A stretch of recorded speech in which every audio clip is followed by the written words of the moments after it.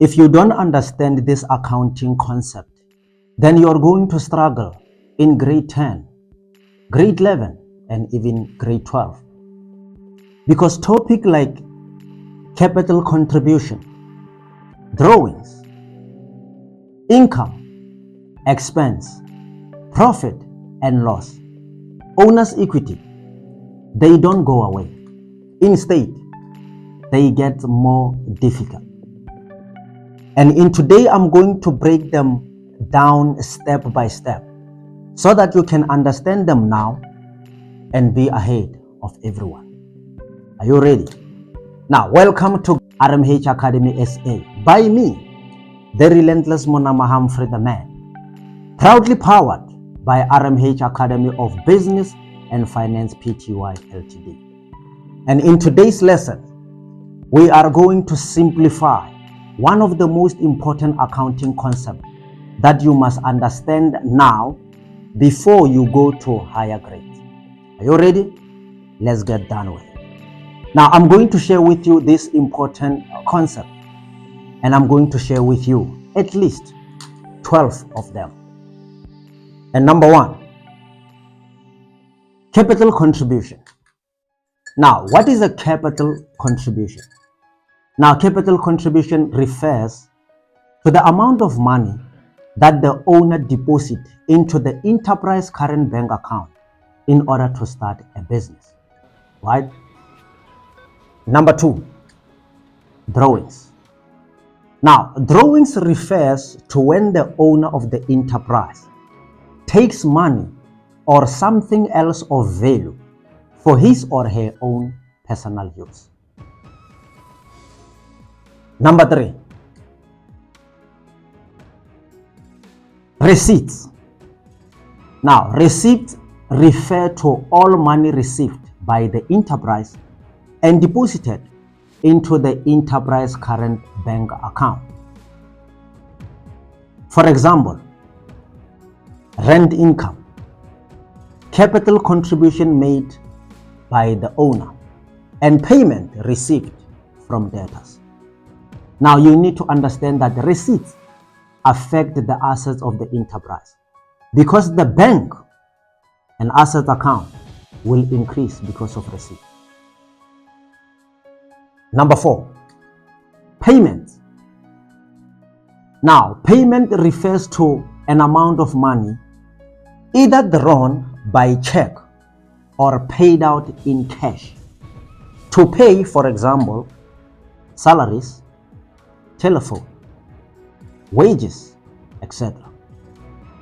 Now, you also need to understand that payments affect the assets of the enterprise because the bank and asset account will decrease because of payment. Number five, transaction. Now, what is a transaction? A transaction refers to an action whose monetary values are recorded into the enterprise's books. Transactions affect one or more elements of accounting equation by either increasing or decreasing it. Number six, profit. Now, you need to remember that the main purpose of the enterprise is to earn a reasonable profit and maintain a sound financial position. Now, from the accounting perspective, profit refers to a favorable excess of the total income earned by the enterprise and the total expenditure incurred by the enterprise to realize income. Number seven, loss. Now, loss occurs when the total expenditure of the enterprise are more than the total income earned by the enterprise. Number eight,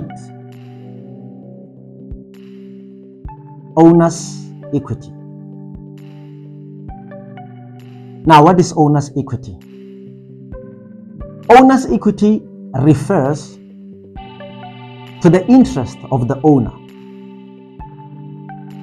and they are represented by the amount of money or something else of value that the owner invests as capital contribution. They are also represented by the amount of money or something else of value that the owner takes for his or her own personal use. We refer to that as drawing. It is also represented by the profit or loss that the enterprise shows for the period. Now, here are the most important aspects that you need to understand about owner's equity. And that is, number one, income increases owner's equity, but expenses decreases owner's equity. Number two, when the enterprise shows the profit for the period, the owner's equity increase. But when it shows the loss, the owner's equity decrease. Number three, there are three equity accounts relating to the owner, and that is capital and drawing. Number 9, income. Now, income represents the monetary value received or receivable by the enterprise. Now, you need to remember that income affects owner's equity because owner's equity increases by the income. Number 10, expenditure. Now, expenditure represents monetary value paid or payable by the enterprise. Now, expenditure affects owner's equity because owner's equity decreases because of expenditure. Number 11, assets. Now, what are assets? Now, assets refers to all positions of value, of monetary value for the enterprise.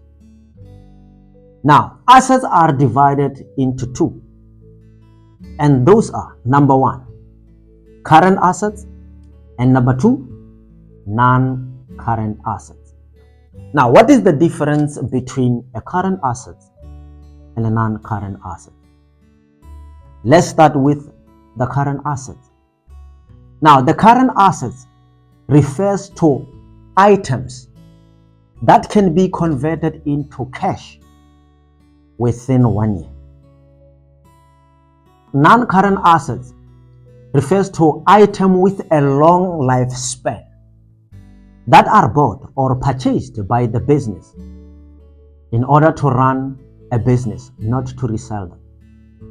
Right? Now, that is the difference between current assets and non-current assets.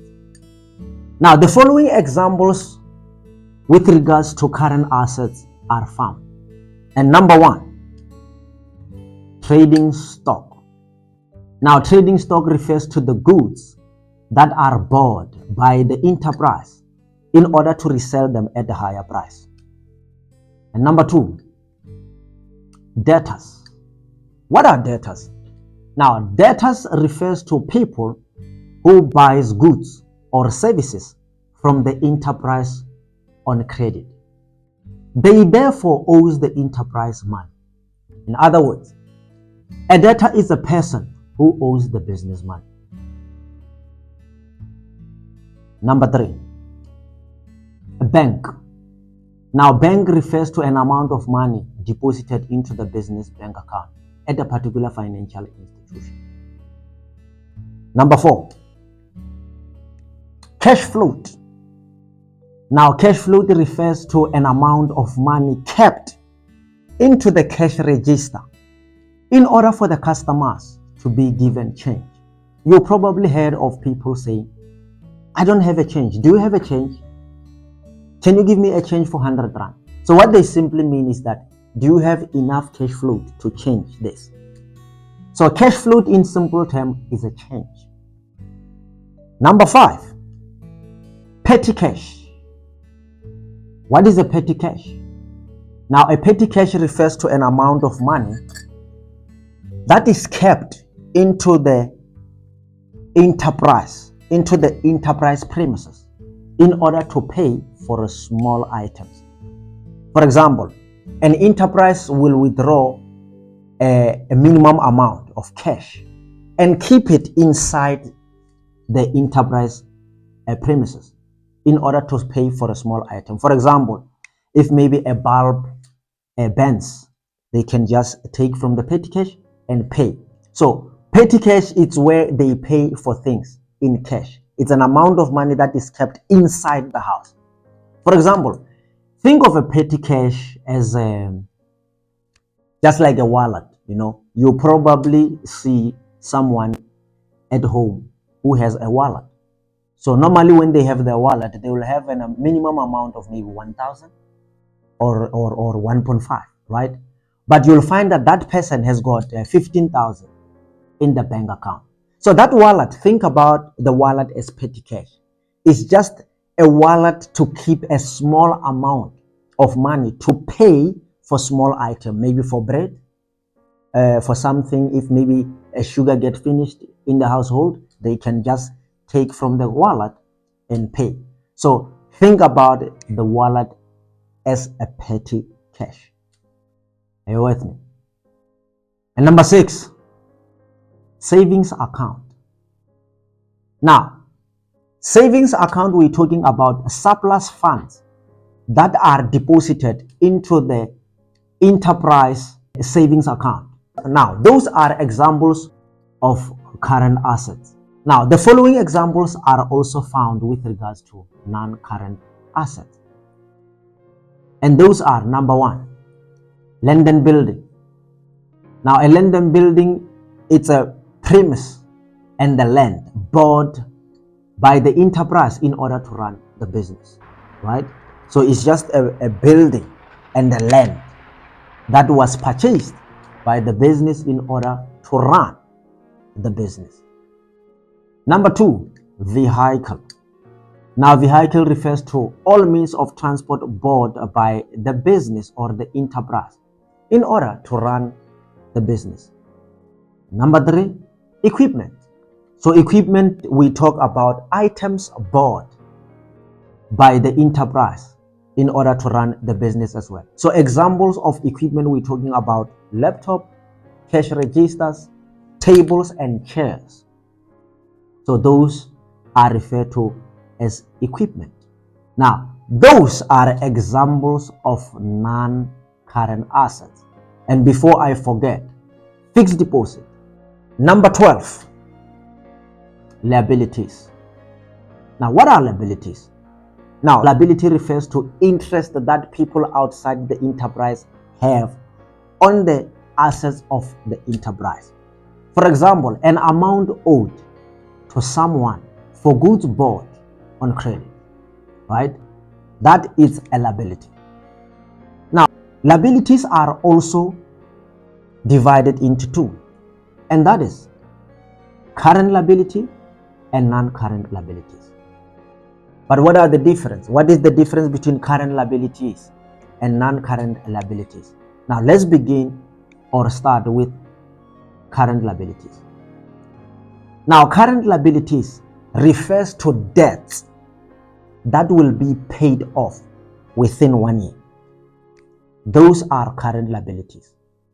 And non-current liabilities refers to debts that will be paid off over more than 1 year. Now, the following current liabilities are found. Examples of those are, number 1, creditors. Now, a creditor, what is a creditor? A creditor is a person or enterprise that sell goods or services on credit to our enterprise. Therefore, our enterprise owes them money. In other words, a creditor is a person to whom our business owes money, right? That is a creditor. Number 2, bank overdraft. A bank overdraft is when the business spends more money from its business bank account than it really has. For example, maybe a business has got 5,000, but it spends 15,000. So this means the business owes the bank money. We call it overdraft. So overdraft is when the business spends more than what it has in its bank account, right? So those are examples of current liabilities. Now, another example is short-term loan. Now, a short-term loan, it's a current liability. Now, a short-term loan refers to a portion of a long-term loan that will be repaid within 12 months. That is short-term loan. Short-term loan, it's a current liability. You need to understand that when we talk about short-term loan, we're talking about the current liability, because that loan will be paid off within 12 months. It will be repaid within 12 months. It's a portion of a long-term loan that will be paid within 12 months, which is a shorter period, right? Now, the following non-current liabilities are found, and that is loans. Now, loans refers to an amount of money that the enterprise borrows from the bank or other financial institutions, right? Now, these loans normally they are paid over more than 1 year, all right? For example, a mortgage bond to buy a land and building. So those are accounting concepts that you must understand now before you go to higher grade, right? Now, let's make a recap, or let's recapitulate on what we've been discussing. And that is number 1, capital contribution. Owner put money in. Number 2, drawing. Owner takes money out. Number 3, receipts. Money in. Number 4, payment. Money out. Number 5, income. Money in. Number 6, expenditure. Money spent. Number 7, profit. Gain. Number 8, loss, shortfall. Number 9, assets, what we own. Number 10, liabilities, what we owe. Now, if this video has helped you understand this most important accounting concept, then like the video, subscribe to this channel, and share this video with your classmates, because this concept will follow you all the way to grade 12. Until next time, me, the relentless Monama Humphrey the man, humble and intelligent King Hannibal, the RMH himself, and the accounting subject assassin, I will be with you in the next video, and make sure you see me in that upcoming next video. Until next time, have a wonderful EMS journey.